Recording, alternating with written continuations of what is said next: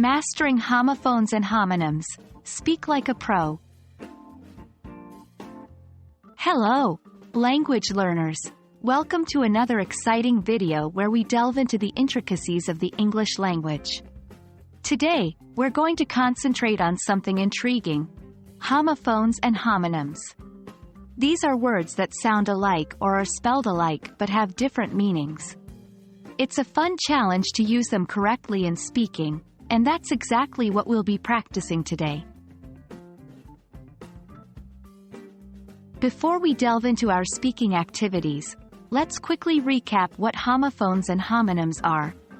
Homophones are words that sound the same but have different meanings, and they may or may not be spelled the same. An example is pair and pair.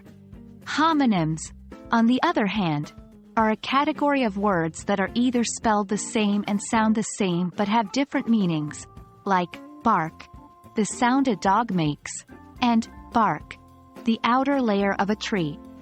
Understanding these words and their appropriate usage will significantly enrich your English speaking and writing skills.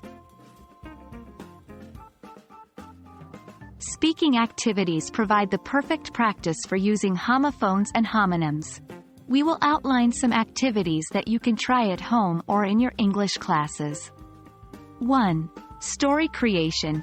Create a short story using a list of homophones and homonyms. This activity stimulates your creative thinking and enhances your ability to use these words in the right context. Remember, practice makes perfect. 2. Role-playing. Engage in role-play situations where you have to use homophones and homonyms. This could be ordering at a restaurant, discussing a book, or participating in a debate. 3. Word games. Play word games like crossword puzzles, word search, or Scrabble, but focus on using homophones and homonyms. These games are not only fun, but they help cement the meaning and usage of these words in your mind. In this section, let's do some practice together. Activity 1. Story creation. Here's a list of homophones and homonyms for you to create a short story. Rose, flower. Rose, past tense of rise. See, vision. See, large body of water. Break, to smash. And brake, device used to stop a vehicle. Activity 2. Role-playing. Let's simulate a restaurant situation. Use the following words in your dialogue. Wine, alcoholic beverage. Wine, complain. Flower, a plant, and flour, used for baking.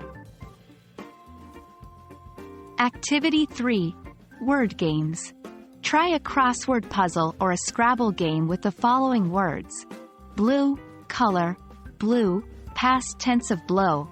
4. Number. 4. Preposition.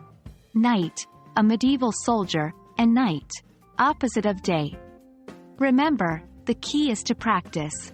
The more you use these words in different contexts, the more comfortable you'll become in using them correctly. And that's a wrap for today's video. We hope this session has helped you grasp the concept of homophones and homonyms better and has given you some ideas to practice using them. As always, practice is key. So make sure to incorporate these activities into your English language learning journey. Thanks for watching and keep practicing your English.